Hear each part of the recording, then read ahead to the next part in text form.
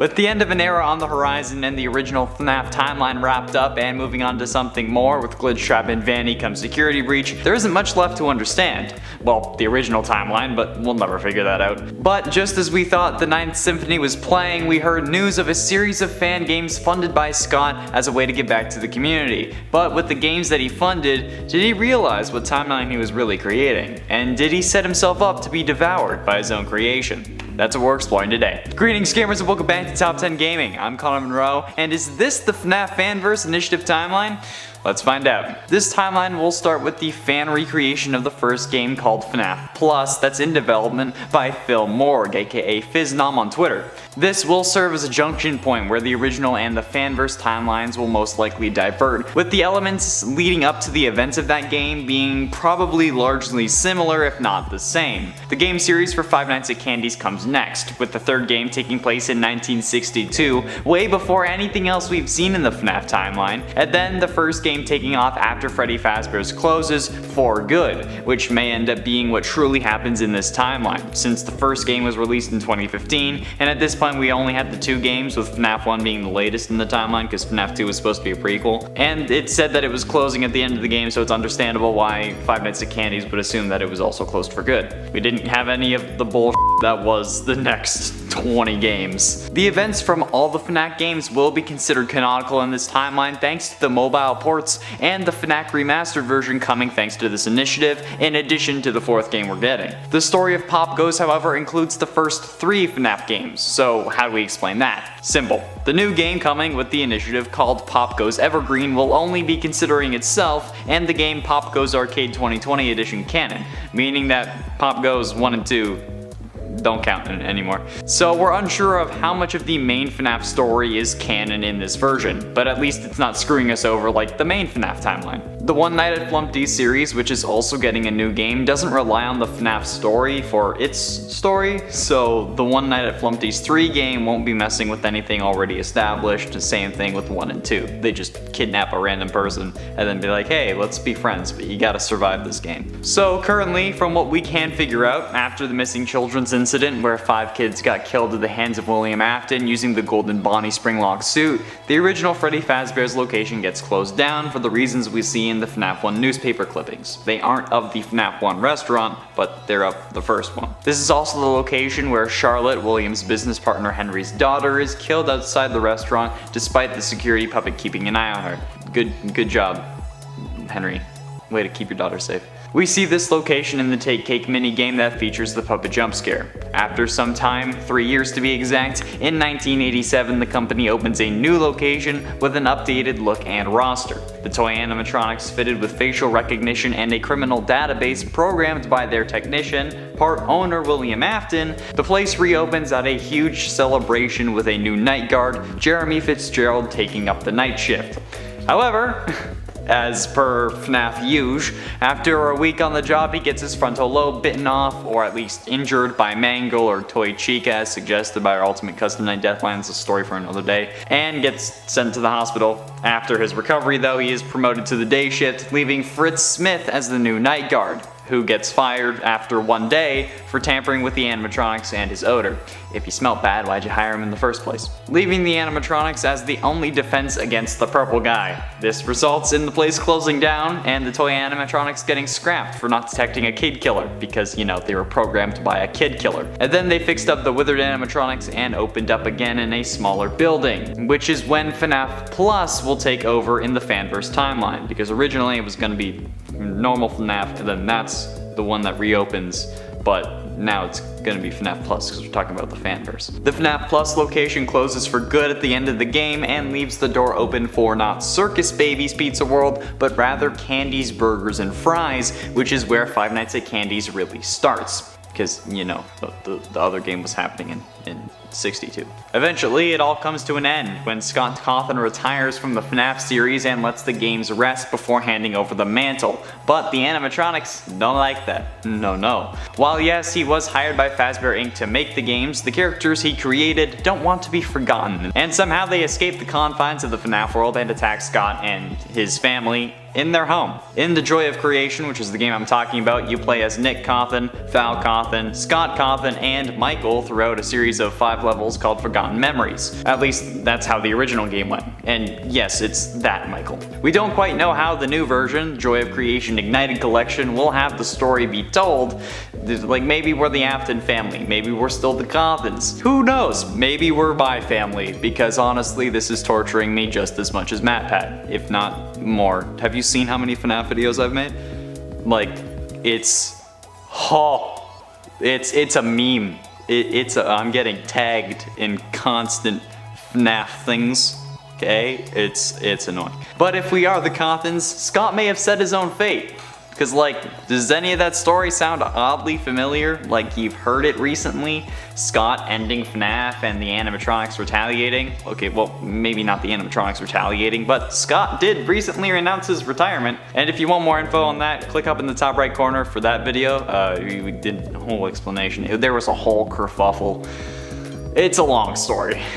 And while the game may be referencing him quitting 2 years after the first game released, which would be in 2016, the end of Cothan's FNAF could mean that these games leak into our reality. Think about it. The recent games in the main FNAF world were about games interacting with our world. Hell, even FNAF 3 and FNAF World had those concepts in it as well, with FNAF World setting up the clues to unlock the good ending in FNAF 3, no matter how much we hate FNAF World, and FNAF 3 having you punch a code into a wall of all things. I still don't get that. And now Glitchtrap has escaped his version of the real world into a video game and is now getting back out of said video game. What if this Fazbear Fanverse Initiative universe is actually this universe? And soon enough, we'll see that before appointing a successor, Scott is taken out by animatronics. Okay, well, probably not, but it would be interesting to see how this all gets worked into that timeline, because like it's supposed to be in our world. We'll figure it out. Number 10. What if Circus Baby remained at large? What if Circus Baby remained free after she escaped that first time? What if she was never apprehended and brought back to Circus Baby's entertainment and rental, the sister location? This would mean no closure for Michael or for Elizabeth, but it would also mean another killer in our midst that could be anywhere and possibly could be disguised as anyone. In the Fazbear Frights books, it suggested that the pins sticking out of Baby are used to recalibrate her appearance, allowing her to drastically shapeshift and look human-like. We also learn in this story that this type of animatronic can potentially steal another person's skin and wear it as her own, making herself look just like them and taking their place. I like to imagine that in this alternate timeline where Circus Baby simply continues in our world, that she ends up becoming a deadly assassin who decides, after doing some killing for fun, to make use of her gifts and kill for sport and for fortune, allowing her to raise enough money to buy the other animatronics while in disguise herself and then free them, possibly creating much more havoc in the world, unleashing them on humankind, or simply saving them and helping them to find new and meaningful lives in the human world, which admittedly would be less scary but would also be kind of a cool story that I think might be cute. You can tell I'm a Circus Baby fan. I'm like, she's not that evil, guys. Number 9. What if the bodies were found? I mean, this one would definitely change the entire course of the franchise. What if William Afton didn't manage to evade the police but instead was caught by them? And what if in this reality he didn't get away from the police due to lack of substantial evidence? What if the bodies of the missing children were found and retrieved and we were able to link them to Afton? Well then, in theory, he would be put away forever. But then comes the hypothetical theory that we already have in these games. Would the world be changed in the games? Would there be no more murder, or would we simply just have a playable world that exists only in a dream? That's right, we're going to dream theory, as some have theorized before. If this was what happens, it may just solidify that dream theory, so the games would remain the same, but all end up being dreams or hallucinations of William, whose guilt over what he has done has driven him insane. And friends, before we move on to our next spot, if you love this list and you want more sort of what if versions of FNAF where we explore what if things went differently, be sure to let us know by giving this video a thumbs up. Also, let us know your what if suggestions in the comments below.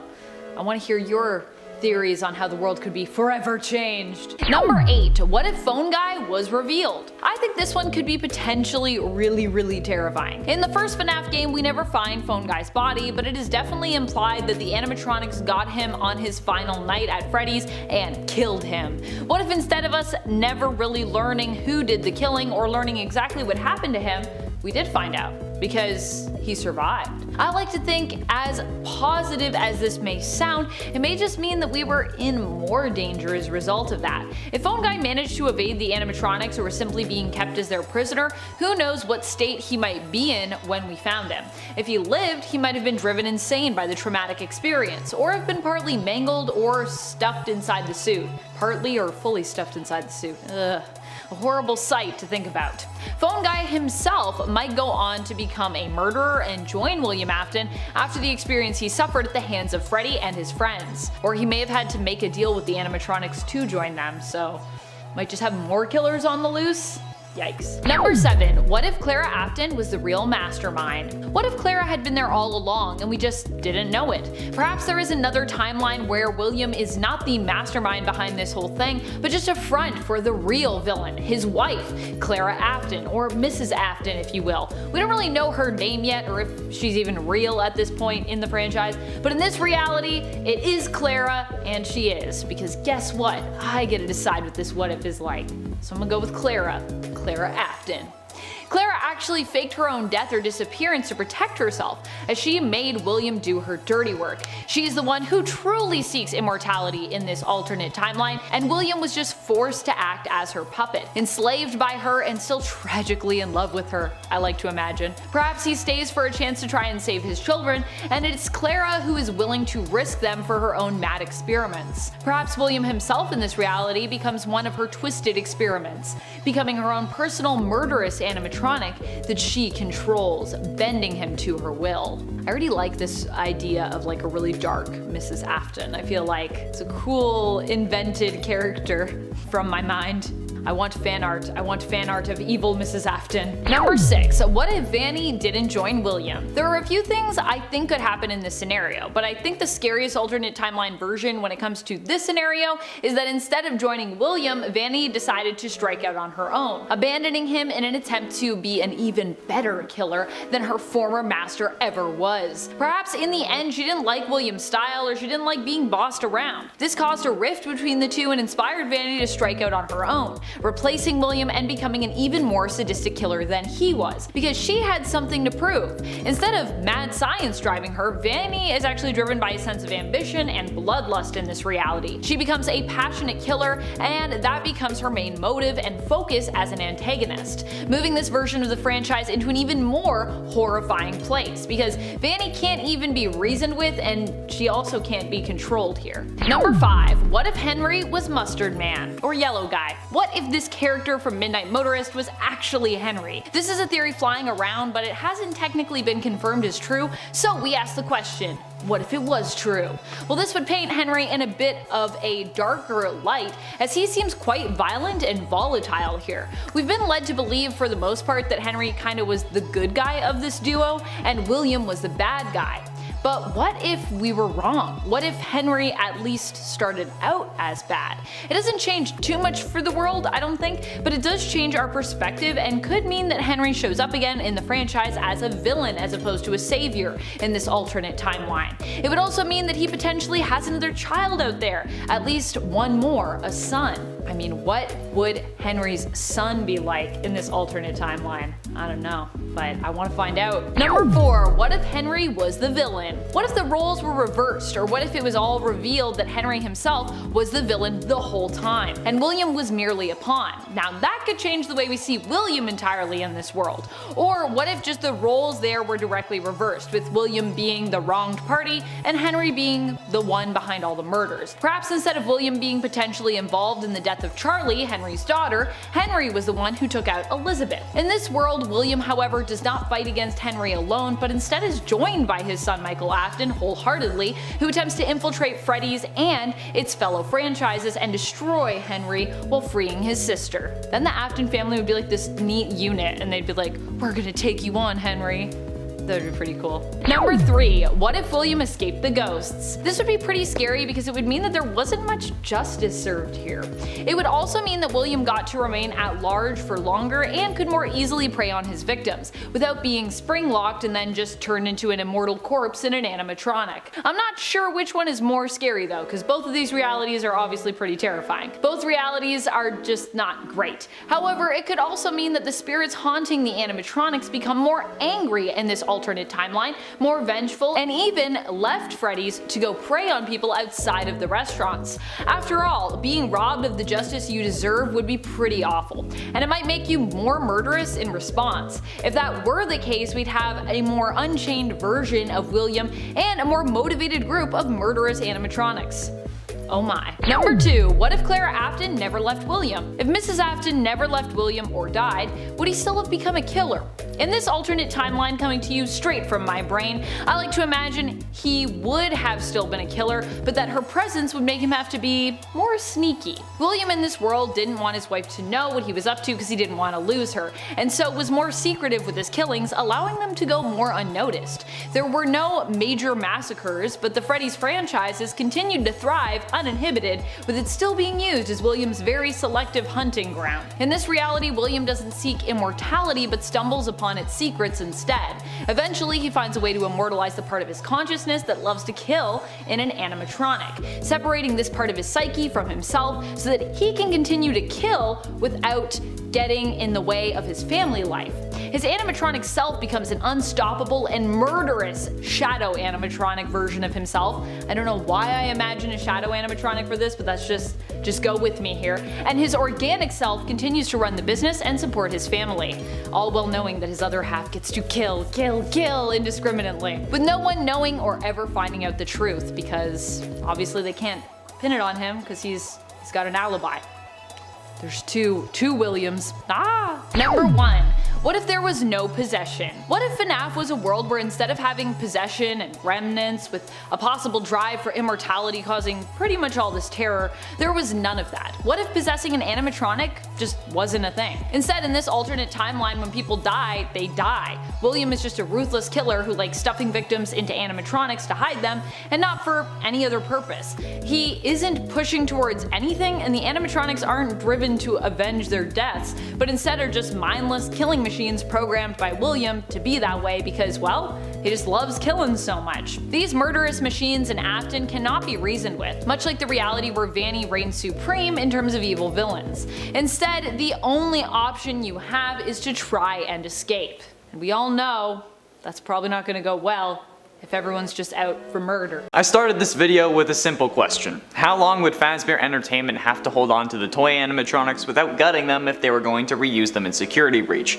This simple question led me down a path that totally upended everything I thought I knew about this series. So throw all past theories and knowledge out, because I'm about to blow your mind with time travel and the revelation that Security Breach is happening sooner than you think.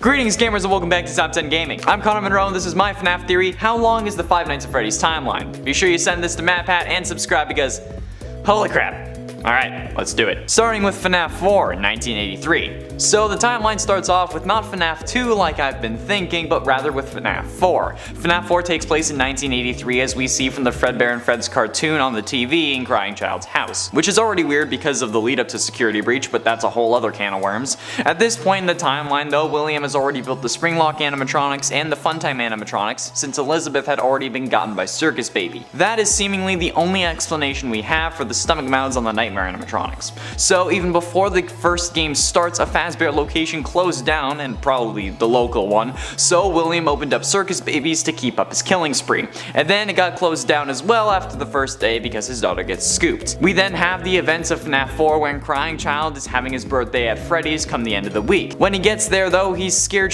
because he watched his sister get scooped, and then he ends up getting shoved into Fredbear's mouth and put in a coma. After fighting through a nightmare trying to stay alive, William pulls the plug and promises to put him back together.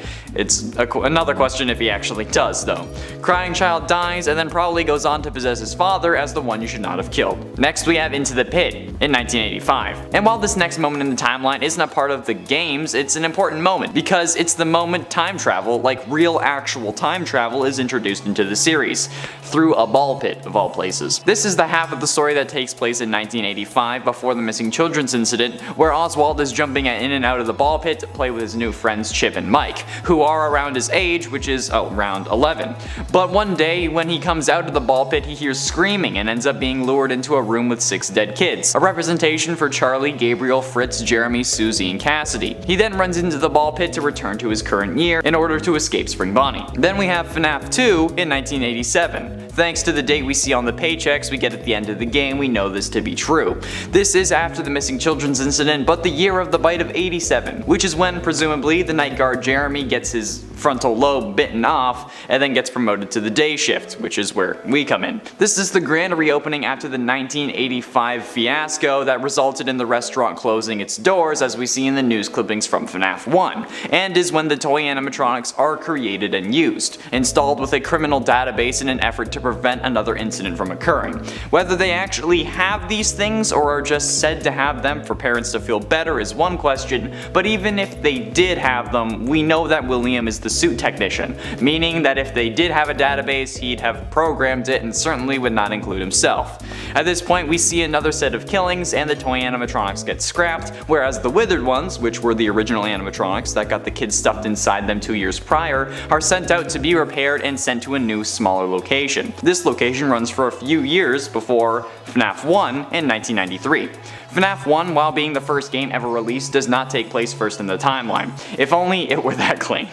Instead, it takes place in 1993 or around then, based on minimum wage calculations MatPat did in his first ever FNAF theory, and Scott pretty much confirming this to be correct. We can also look at the Faz facts presented in FNAF AR's files that say, quote, in 1993, the most dangerous profession in the United States was actually night security guard, which seems to indicate that the first game takes place in 1993, since we know the dates of the other games where we're actually security guards. This is also in line with the Nathan Dunlap story MatPat believed the first game to be based off of, however that could also be a coincidence. This is where we see the original 5 animatronics repaired after FNAF 2's location closed, and seemingly the first game where we play as Michael Apton, since at this point he'd be old enough to hold down a full-time job, being around 21 years old if we go off his character and Into the Pit. Speaking of which, that's our next stop. Into the Pit in 2011. Into the Pit is a difficult story to place timeline-wise, other than the part that takes place in 85. So how am I certain it takes place in 2011?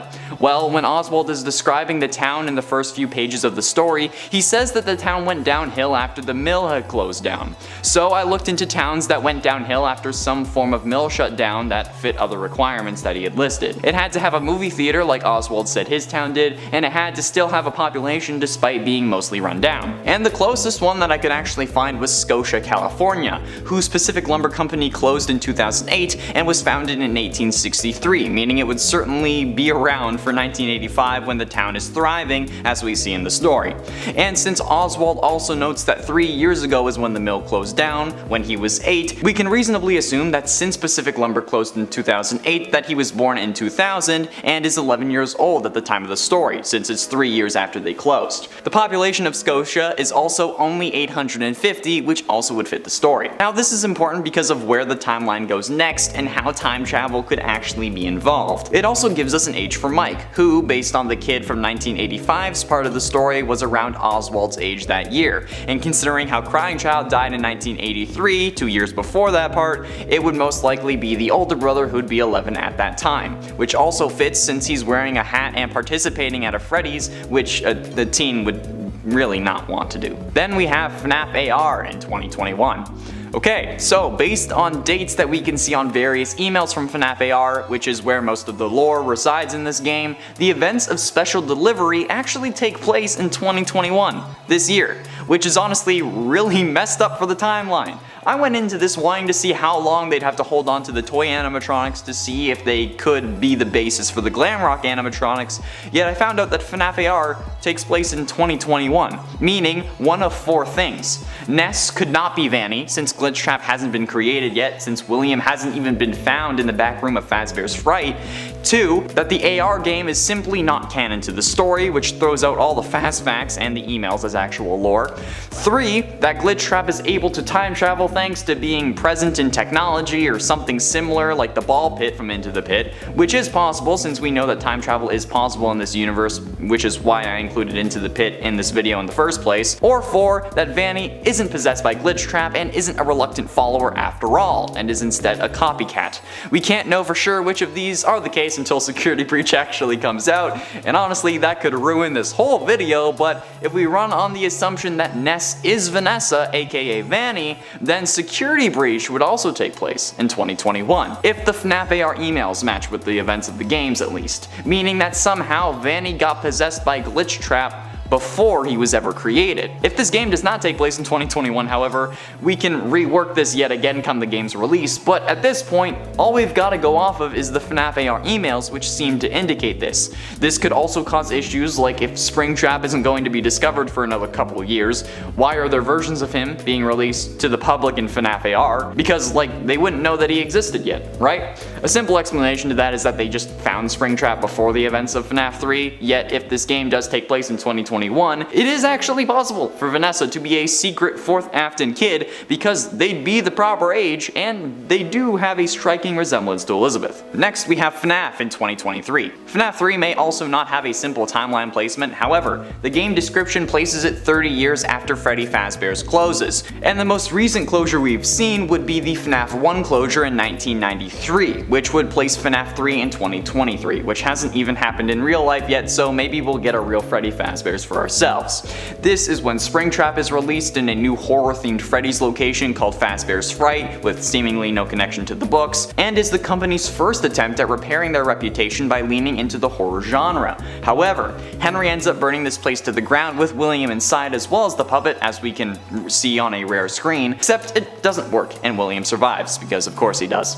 This is also where we learn that the spirits of the original 5 missing children were put to rest in the Happiest Day minigame, which we must complete as Henry, based on Orville Elephant's dialogue in Ultimate Custom Night, and the secret final cutscene of Sister Location that shows down burnt Fazbear's Fright. Next up we have Sister Location, which is also most likely happening in 2023.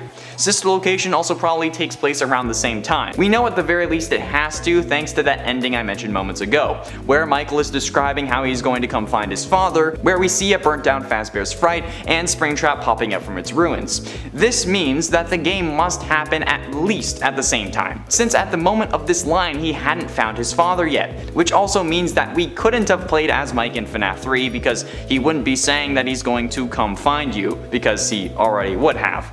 This could be a flash forward, but I don't think that that could be the case, since at that point he'd be purple and smelling horrible, and if people are running away from him scared on the street when he's walking, how would they hire him to be the night guard at a Freddy's joint? Like, even if it is horror themed, he's there after hours and doesn't need to look the part. So the most likely scenario is that after William was released, he somehow instructed Michael to go find his sister. Or Baby actually ended up mimicking William in order to lure Mike down there, since she knew he wouldn't die and Ennard would be able to use him as a skin suit. Either way, it makes the most sense for the events of the main game of Sister Location to take place in 2023, whereas the events of the 8-bit sections take place before 1983, which are also the earliest moments we've seen in the series. Then we have FNAF 6, which takes place sometime after 2023.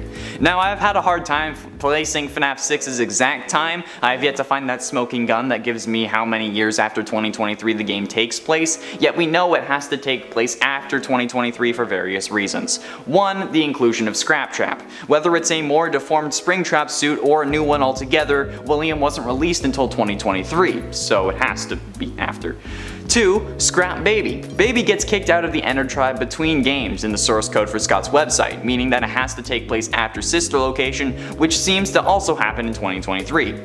3. The appearance of the Paper Pals, who made their debut in FNAF 3. 4. The appearance of both Henry and Mike, who decide to stay while the building is burning. And 5. Lefty, who was created to keep the puppet in that location so Charlie would actually be set free, since the puppet also escaped in FNAF 3 or was never there to begin with, which made Henry sure that it would be there this time. This is where we see the story attempt to be put to rest, with Baby, the puppet, Molten Freddy, who is a combination of all the Funtime animatronics, and Scraptrap all burning. But we know that William as Scraptrap escapes, even if horrifically burned by the fire, removing the entire Scraptrap suit and landing him in the hospital in a coma. That's where Ultimate Custom Night takes place, after the FNAF 6 fire. Ultimate Custom Night must take place after the FNAF 6 fire because it takes place in William's head, much like how FNAF 4 was in the Crying Child's head. Another reason I believe Crying Child to be the one you should not have killed. In addition to that, we see characters that made their first appearance in FNAF 6 present to torment William in Ultimate Custom Night, most notably the Rockstar animatronics and the Mediocre Melodies. This is also where we learn that Henry was the one who tried to release the original 5 missing children, thanks to Orville Elephant saying, quote, "He tried to release you, he tried to release us." However, running alongside this are the events prior to the Fazbear Fright's story, The Man in Room 1280, which shows us what it's like in the real world during the events of Ultimate Custom Night. Since we're told that William has been there years prior to the story starting, this means that he's being tortured by the one you should not have killed for at least 2 years, as we learn, since he had, quote, been taken off life support years ago. While it could be more than 2, it has to at least be a couple years since the word years is in plural. And then finally, we have FNAF VR, which takes place at least 4 years after FNAF 6 and 2 years after William was taken off life support, since the priest who shows up in The Man in Room 1280 to read him his last rites was asked to do so again, quote, years after he was taken off life support, notice the plural, which happened at least 2 years after the FNAF 6 fire. At this point, if FNAF 3, 6, and 7 all take place one after each other, we'd be in 2027 at the very least. And we know that this game has to take place after FNAF 6 and The Man in Room 1280 thanks to the appearance of Glitchtrap, who appeared by scanning a circuit board to help create the AI, and Helpy, who makes an appearance as an Easter egg character and a main character in the Curse of Dreadbear DLC. Helpy was introduced in FNAF 6, so it has to at least come after that, and we see the circuit board be created in The Man in Room 1280 when the priest brings William to a Fazbear Entertainment warehouse where he promptly explodes, meaning at the very least FNAF VR takes place in 2027, which is 6 years after FNAF AR and probably Security Breach, which begs the question, since William only becomes Glitchtrap 6 years after Ness is acting weird, as if she is possessed, this seems to be impossible unless Ness isn't possessed, isn't Vanny, or Glitchtrap is somehow able to time travel. But has time travel been established in the games? Actually, it might have been. See, one Twitter user pointed out to me that the animatronic arm we see at the end of the Security Breach gameplay trailer looks an awful lot like Nightmare Freddy's arm. And if that is the case, firstly it would require the Nightmare animatronics to have some real physical forms, unless they're doing some dream hopping, but it would also require time travel, since FNAF 4 is the first game in the timeline, taking place in 1983, 38 years before the earliest events of Security Breach if it does take place in 2021, which it seems to. Huh. Interesting.